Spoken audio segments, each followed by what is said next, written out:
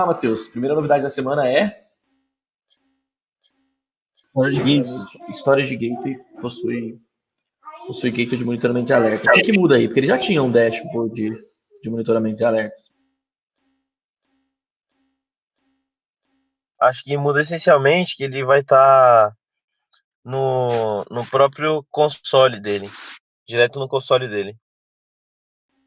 Isso aí, na verdade, tá numa interface só, né? Então, você tem uma interface só com o Storage Gateway, onde ele concentra tudo. Você não precisa entrar em Storage Gateway por Storage Gateway para ver esse dashboard de melhorias e tal, tudo. É uma mudança sucinta, mas para quem usa muito Storage Gateway faz total sentido, né? Próximo. Eu achei bom, pra falar a verdade, né? Falar ótimo. Dava pra fazer o dashboard com CloudWatch, né? Dava pra você levar, não... daria um trabalhinho, mas dava pra você levar pro CloudWatch dashboard. Apesar de você ter que pagar ali uns centavinhos pelo dash, né? Amazon FSX, maior flexibilidade no armazenamento dele, né? No armazenamento de desempenho. O que acontece? O que muda aí, Matheus? Esse aí... eu tô confundindo com o Elasticsearch, mano. O louco, não tem nada a ver, mano. Então, mas eu tô confundindo, porque... porque... FSX... com a novidade do Elasticsearch também, mano. Verdade. O Amazon FSX, ele é um serviço de armazenamento de SMB, né, de CIFS, de barra, né, de protocolo Windows, então de compartilhamento de arquivos Windows. Então você não precisa ter um servidor, você simplesmente cria lá o FSX e ele compartilha, e você consegue escolher o tamanho, 50 GB. Ele vai criar uma área de 50 GB, ele integra inclusive no AD e pronto. A novidade é que agora ele tem a possibilidade de se aumentar e diminuir ele sob demanda, inclusive com um autoscaling de disco, né? Parecido com o autoscaling de disco do RDS. Então, se está usando mais ou menos, você consegue aumentar e diminuir, e aí você consegue tanto o armazenamento, o tamanho dele, e consequentemente a performance, e aí você consegue ficar mais fit. Então, a ideia é que aos poucos você pague pelo que usa mais efetivamente, né? Eu acho ótimo essa novidade aí, porque uma diferença do FSX para o EFS, que é o mesmo serviço, mas para serviço similar para NFS, né, para compartilhamento Linux, você paga pelo giga utilizado. Se você escreve, se você apaga. O FSX não, você provisiona o disco. Com essa mudança do autoscaling, fica mais próximo do pay as you go mesmo, né? Agora que eu consegui entender melhor como é que funciona. Ô, Matheus, FSX, ótimo, é bom, ótimo, não sabe o que é, ou quer testar hoje? Ótimo. O FSX. Quer testar a próxima aí, ó. A próxima eu quero testar. AWS System Manager Explorer disponível para visualização de outras OUs. A gente tem falado isso sobre vários serviços da AWS, né? A gente falou isso sobre Config, a gente falou isso sobre CloudTrail. A novidade é que agora você consegue conceder acesso de modo que um usuário consiga ver o System Manager Explorer de diversas contas, né? A intenção aqui é cada vez mais, né? A Amazon pega muito no pé dessa questão de organization, de multi-account strategy, né? Que é a estratégia de você ter contas específicas, mas você não tem muito, para alguns serviços, você não tem isso muito bem instrumentado, né? O que a Amazon está fazendo é cada vez mais lançando essas instrumentações e o uso do System Manager Explorer dessa forma, né? Você compartilhar ali com uma pessoa específica para ela ter acesso a diversas contas, né, através de uma visualização só, não precisa ficar dando switch role, né, não precisa ficar trocando de conta. Eu achei ótimo, cara. Na verdade, eu gostaria de testar hoje. Eu gostaria de testar hoje também. EAM, nova função para identificar políticas não utilizadas há algum tempo no S3. Cara, esse é um serviço bem legal, né? Eu vou mostrar aqui. Essa é uma função bem legal, onde no passado você já tinha, pessoal, você já conseguia, né, exportar aqui pelo Credential Reports, você consegue exportar uma lista com todos os usuários e a última vez que ele usou cada serviço. E até você consegue aqui pelo Users, você consegue ver a última atividade do usuário e alguns detalhes dentro do usuário aqui, você consegue ver o último serviço que ele acessou com aquela key ou com aquele usuário e senha. A novidade é que agora eles têm uma baita granularidade para S3, né? Se a gente for aqui no usuário, por exemplo, se a gente entrar aqui em Access Advisor, a gente consegue ver é que esse usuário ele não tem muitas permissões, né? Mas se a gente olhar aqui, ó, você consegue ver a policy dele e a última vez que essa policy foi acessada, sabe? Então você dá essa granularidade de você saber se tá usando ou não. Isso é bacana porque, principalmente quando você está fazendo aquele trabalho de higienização, né? A galera libera tudo e depois quer higienizar e o pessoal de segurança melhorar isso, você consegue ver, ó, que essa policy, por exemplo, ela foi utilizada há 13 dias. Então, se você pegar uma policy que nunca foi utilizada, por exemplo, fica fácil de você poder remover, né? De você poder trabalhar e remover. E aí você tem a granularidade até pelo tipo de serviço. Quer ver? Deixa eu pegar deixa eu ver se tem um usuário aqui com permissão que teve mais acessos. Então, tá vendo? Você consegue ter, ó, granularidades desse tipo, né? E para S3, você consegue ver por ação do S3. Aqui eu estou sendo muito infeliz aqui com os exemplos dos usuários que eu estou pegando. Deixa eu pegar um usuário que tem. Pegar um usuário de teste. Mas lembra que essa conta é uma conta de homologação, tá, pessoal? Ó, tá vendo? No S3, agora a gente tem essa opção aqui, ó. E aí, ele vai trazer pra gente função por função, tá vendo? Então, ó, o list all buckets, ele executou há 63 dias atrás. Mas a função, a função dentro do S3, tá vendo? Então, você tem uma granularidade ainda maior. E aí você consegue ver, ó, se apagou, deletou. Então, se você quer tirar uma permissão de create bucket, por exemplo, nesse caso desse usuário do Thiago Maciel, a gente sabe que a gente pode remover, porque ele nunca nem usou, tá vendo? Então, bem legal, né, Matheus? Eu achei ótimo também, cara. Eu fiz questão de vir aqui testar para ver. Mas se você quer saber, putz, quem apagou um usuário? Você pode ir lá no CloudTrail e olhar, dependendo de como for. Mas o fato de você poder olhar aqui muito rapidamente se um usuário, talvez aquele usuário que você tenha suspeita, ou até. Funciona por grupo isso também, tá? Funciona por grupo e por role. Então, você consegue acessar lá um grupo e aí você consegue ver, pô, aquele grupo fez uma deleção nesse momento do bucket. Então, a chance desse usuário ter deletado esse bucket é muito grande. Essa semana mesmo um cliente pingou pra gente falando assim, pô, um bucket foi apagado, quem foi, né? Então, é muito mais fácil. Você vai lá, olha ali os grupos que provavelmente são os grupos que têm suspeita, os grupos que mais mexem com isso. Você vai lá, olha, pô, foi esse grupo. Aí você vai lá, olha os usuários. Foi esses usuários. Beleza, aí fica mais fácil de você ir lá no CloudTrail e procurar, né? O AWS Config também tem algumas coisas que a gente pode colocar alerta lá, né? O AWS Config também. Tem até novidade da semana com relação a novas rules do AWS Config, inclusive relacionadas a S3, né? Vou falar delas daqui a pouco. O AWS Config, que é um serviço de gerenciamento de compliance, né? De serviço de compliance e track de eventos, então track de alterações do serviço. Então, o config a gente já mostrou aqui em lives anteriores. Você consegue ter um rastro, você consegue entrar lá no EC2, por exemplo, e ver todas as modificações que foram feitas naquele EC2 num timeline, né? Inclusive ele relaciona com o log lá no CloudTrail. E ele também tem pacotes de compliance, então, rules de compliance. Então você consegue criar rules, por exemplo, se uma tag dono existe ou não, e se o valor dela é algum entre esses. Então você consegue fazer esse tipo de coisa, e se alguém fizer criar um EC2 sem aquela tag, ele vai gerar um evento de fora de compliance, você consegue até notificar, né? Notificar alguém, por exemplo. Ou até tomar uma ação, né? De ir lá e pôr a tag. Além disso, o AWS Config ele tem diversas outras rules que não existiam. Por exemplo, uma rule para validar se o snapshot está encriptado. Então, uma rule para ver se o EBS está encriptado, se o DynamoDB, se a tabela foi criada de forma encriptada. Então, tem várias novidades aqui, inclusive o S3, por exemplo. Se o S3 está com o default lock habilitado, né? Para quem não sabe, o S3, a maior parte de incidentes que existem relacionados a ambientes na AWS são em mau uso do S3, né? Então, cada vez mais a AWS tem criado travas ali para garantir que você não deixe público o bucket, tanto para leitura quanto para escrita, de forma indevida.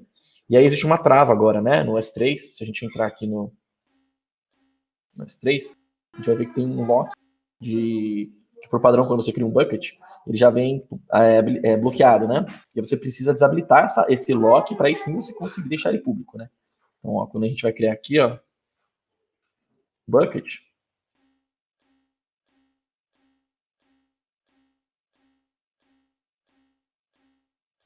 ó, tá vendo? Ele tem esse lock aqui. Então, por padrão, ele vem com tudo locado. Se você quiser, você precisa desbloquear aqui e dar um hack aqui ainda. E aí, dizer qual a opção que você deixa público, né? Para leitura, para outras contas, tal. Então, o config, essa nova rule, por exemplo, do config, ela garante que essa trava está habilitada. Se algum bucket tiver sem essa trava habilitada, ele vai gerar um evento de no compliance para ele, e você poderia até automatizar habilitar essa trava, né, de forma automatizada. Então, são rules novas no config. Além disso, ele tem um pacote de conformidades com o NIST CSF, que é um conjunto de boas práticas de segurança da informação, que é um pacote de rules, que uma vez que você habilita ele, ele vai passar a fazer aquele controle dessas rules, né? Deixa eu ver se tem aqui Tem como limitar também a criação, né, o Flávio? Se não tiver compliance com as regrinhas do config, ele vai limitar a sua... No config, Matheus, você consegue tomar ações, e essa ação poderia ser, por exemplo, apagar. Então, se você cria um EC2, você vai lá e apaga. Você não conseguiria limitar. Limitar, você consegue limitar direto no IAM. Para alguns recursos, para boa parte dos recursos, você consegue limitar. Então, se ele não criar o recurso com a tag, é assim que é o config, tá vendo? Então, ele mostra aqui, quantas rules estão compliance e não compliance. Esse aqui é um exemplo, tá vendo? De tag owner required. Então, a tag owner, ela está requerida. Aí, se a gente entrar aqui dentro, a gente vai ver quais são os serviços que não estão com a tag owner, né? Nesse caso aqui foram, lá, algumas coisas do CloudFormation, que foram criados sem, tabelas do DynamoDB, que foram criadas sem a tag, estão fora de compliance, porque elas deveriam ter a tag owner.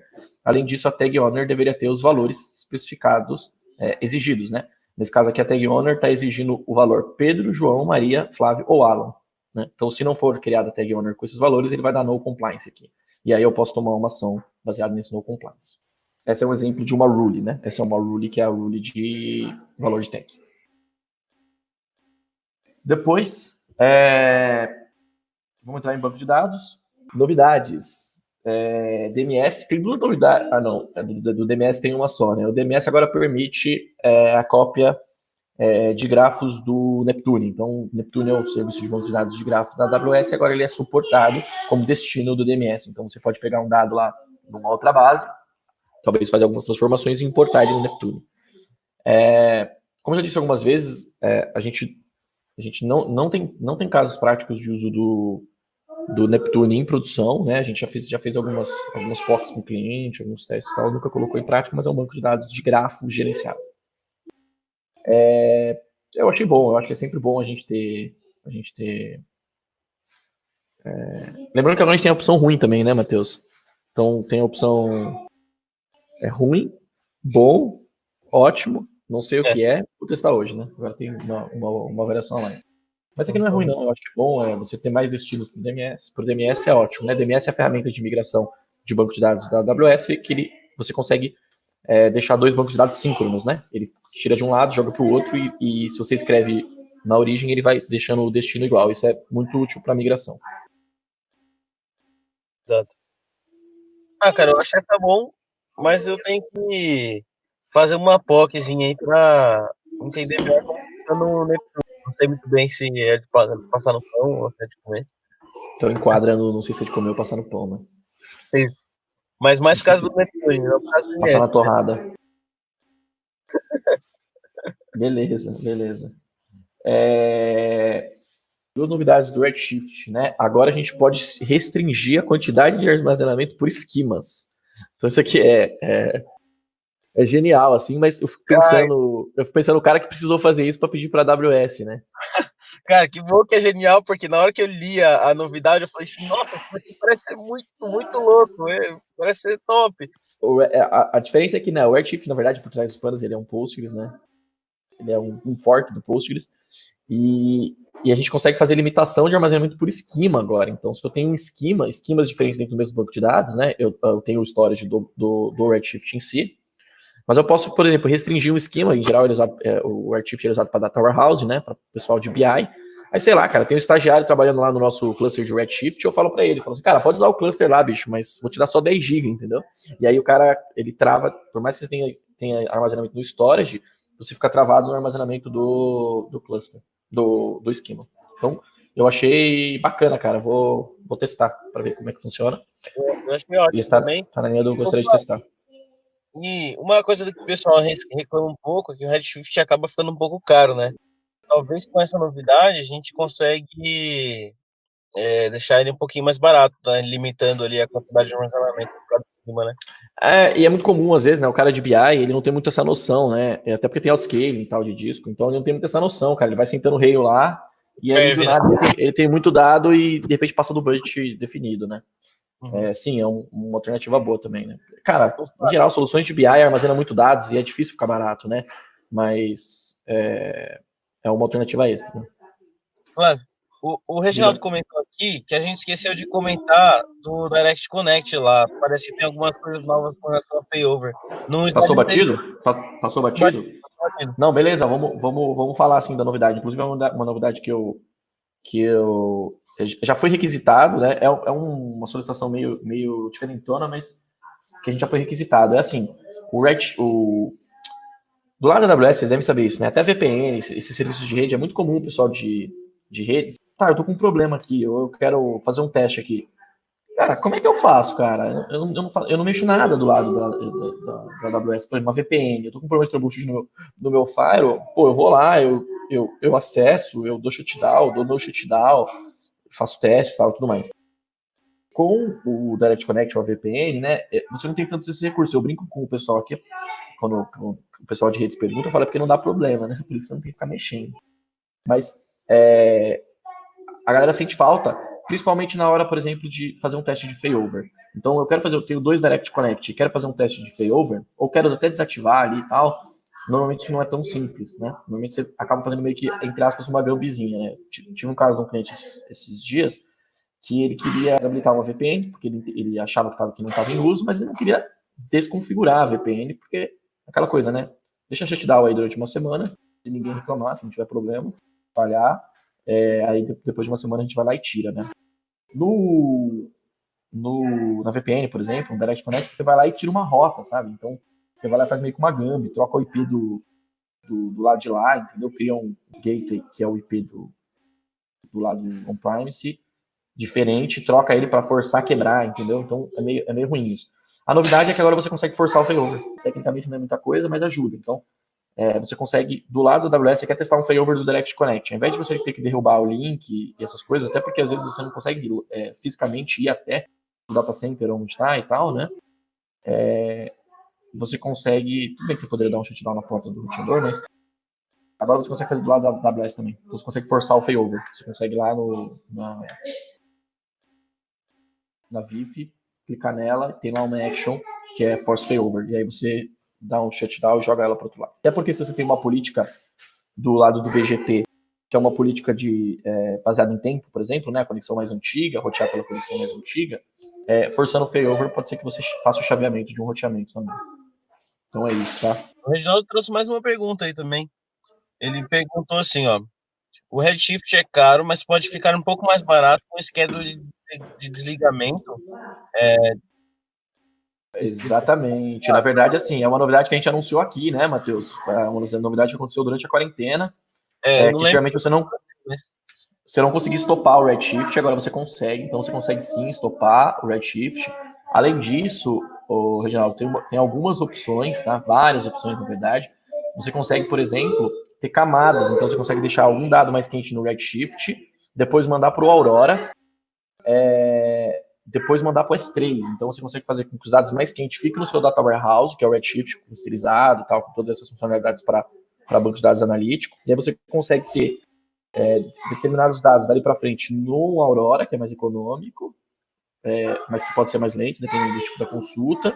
E depois você consegue usar o Spectrum para jogar ele para S3. Então, eventualmente, se você fizer uma consulta muito antiga, ele vai lá e vai usar um mecanismo parecido com o do Atina para poder transbordar a busca. Tá? Então, recurso animal do Redshift. Então, assim, é aquela coisa, né, pessoal? Usando da forma correta, vai ficar mais próximo do budget ideal, talvez até dentro do budget ideal. Né? Mas é isso aí, Reginaldo, boa.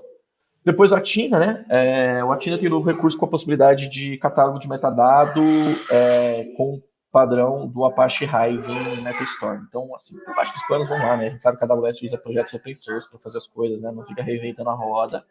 E a novidade é que agora a gente consegue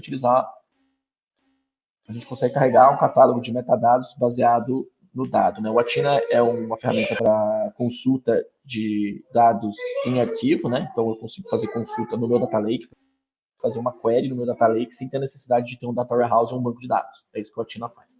E a novidade é que agora ele consegue usar o catálogo de metadados, ele consegue importar o catálogo de metadados do Apache. Você consegue usar o padrão do Apache Hive Metastore nos seus dados, puxar os bancos de dados. Confesso que não tenho trabalhado tanto com isso, uso a Tina mais para usuário de cloud, né? Eu uso a Tina para fazer query log, para fazer esse tipo de coisa e tal, mas uma funcionalidade legal, achei bom. Isso aí, legal também. A próxima que eu tava comentando ontem com o Ferrari, do novo update no RDS aí, é um pequeno update. A gente tava falando que a gente encontrou um erro, cara, na tradução. Mas aí tá certo na apresentação. É um pequeno update aí do 8.0.17 pro 8.019, mas eu trouxe mais para comentar sobre o Aurora. A gente tá querendo essa versão 8 aí para Aurora há muito tempo, né? Uma pequena atualização para a Amazon, mas uma grande atualização para a humanidade, né, Matheus? Tem gente que pede, que precisa e tal. E mais que isso, né? Mais do que querer virar é poder começar a testar, né? A gente comemorou porque a gente achou que o MySQL 8 ia chegar pro Aurora. Na tradução em português estava escrito, né? Aí a gente tava, oh, nossa, olha só, tal, não sei o que. Quando foi ver no real, assim, eu abri a console lá pra ver se dava pra subir. É pro RDS. É pro RDS e não Aurora, né? Pro básico não Aurora. A tradução tava errada, né? Acontece. Logo sai. Que agora o Aurora o MySQL, ele suporta nativamente o streaming de dados para fora, né? Então a gente já tinha soluções, né, parecidas que a gente lê os logs, né? Lê o binário logs do MySQL. Baseado nisso, a gente tem lá um crawlerzinho, alguma coisa, um glue que fica pegando isso e mandando para um data lake ou para uma outra base de dados, né? A novidade é que agora eu tenho isso nativo para Kinesis, então ele streama para Kinesis o que está na Aurora, então ele vai mandando direto para o Kinesis, e aí você consegue ver a Kinesis, plugar ele onde você quiser, e a AWS no próprio anúncio já prometeu que vai suportar nativamente depois o envio para outras ferramentas, inclusive terceiros, ferramenta da IBM e tal e tudo mais. Então, muito, muito legal. Achei ótimo. Achei legal também. Outra novidade quente aí para o pessoal de BI e Data Science é que o EMR agora suporta customização de kernel. Então, você consegue agora colocar mudanças de kernel e não só de libs. Então, antes você conseguia colocar libs diferentes de PySpark, né? Mas agora você consegue fazer a customização do próprio kernel. Então, isso faz com que até dava para fazer antes, tá? Fechando a imagem e tal, mas agora dá para você fazer isso nativamente. E agora você consegue suporte a Julia R, né? R, que a galera de BI gosta de utilizar, tal, tudo mais. Então tem essa novidade bacana. O pessoal de Data Science eu achei ótimo. Na verdade eu achei bom, porque né, dá para você fazer de outras formas, mas eu achei... Aliás, eu achei ótimo. Vou voltar atrás. Eu achei ótimo porque facilita a vida do cara de Data Science, que não é um cara de... Eu acho que é ótimo, Flávio, também porque ele é direto lá no painel do MR, então fica mais fácil, do EMR. Ele é direto lá no painel, então fica mais fácil mesmo.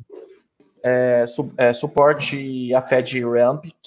Cara, isso aqui é uma novidade que a gente gosta sempre de falar, porque isso traz a possibilidade de se você tem uma aplicação que porventura precisa se submeter a SOC ou alguma coisa assim, ela precisa ser compliance com deixar o dado pronto, disponível para que ferramentas do governo consigam avaliar esses dados e analisar. Então, é uma ponte entre o provedor e órgãos públicos para deixar transparente e adequar com algumas regras de segurança. É uma novidade que a gente sempre que traz a gente fala, não se aplica tanto a cenários brasileiros, mas é bacana saber, principalmente se você tem uma aplicação que você quer deixar ela globalmente, né? Que você quer fazer ela funcionar globalmente, né?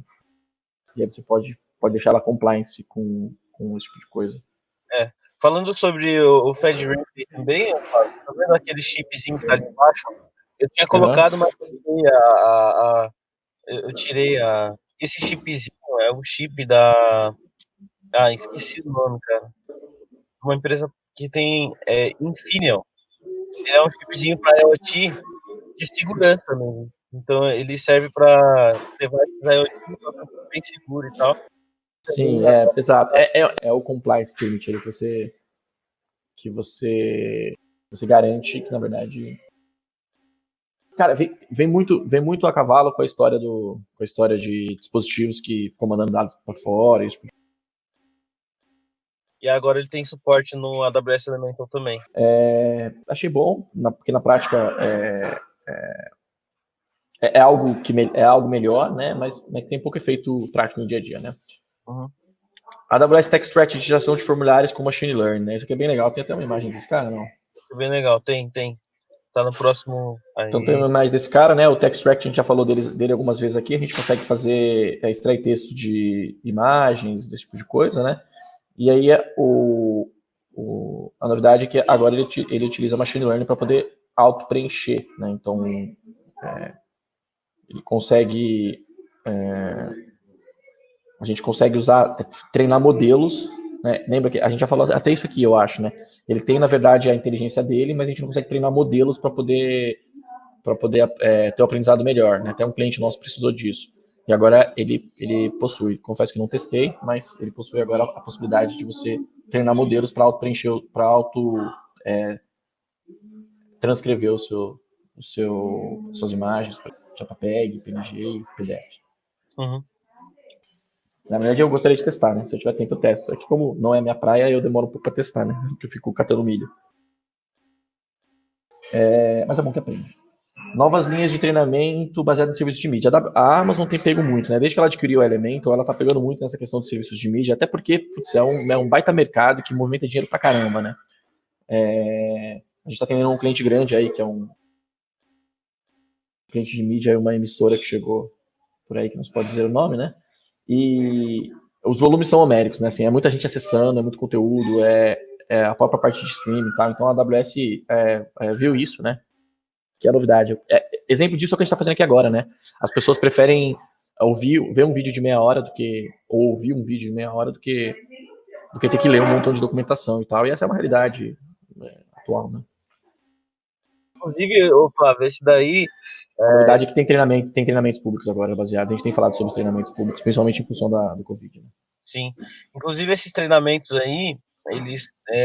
alguns deles, na verdade, a maioria deles são gratuitos. Um front-end no S3 e um clusterzinho no SS, que você tem uma interface própria da AWS. Assim, fica evidente que essa interface ela vai se tornar, nas próximas semanas ou nos próximos meses, ela vai se tornar a interface do Cloud Endure da AWS dentro da console, né? E a frente é mais ou menos isso, tá? Mas CloudFormation que você cria, ele cria ali aquela estruturinha ali dentro para você poder usar o front-end dentro do próprio console da AWS e não ter a necessidade de você migrar para ir para uma interface lá do Cloud Endure, que muito provavelmente vai ser continuada no futuro próximo. Tomara que a AWS capriche nessa interface aí, cara, porque se ela vier com uma interface fuleira aí, a galera vai deixar de utilizar, porque uma das coisas que o Cloud Endure tem de legal é que a interface dele é muito fácil, muito simples, muito intuitiva, né? Se a gente olhar olhem lá o manual de implementação do Cloud Endure, o Matheus vai compartilhar com vocês aí o link do Migration Factor Solution. Se vocês olharem lá na página de Automated Deployment, você vai ver que, tá vendo, ele tem o CloudFormation, ele cria uma interfacezinha, tá vendo? Então, essa interface é uma interfacezinha que tá no S3, né? Quando você cria, ele cria na sua própria conta, que é muito parecido com as interfaces da AWS, né? Tosca pra caramba, muito diferente da interface do Cloud Endure, que é muito mais agradável, mais palatável. Beleza?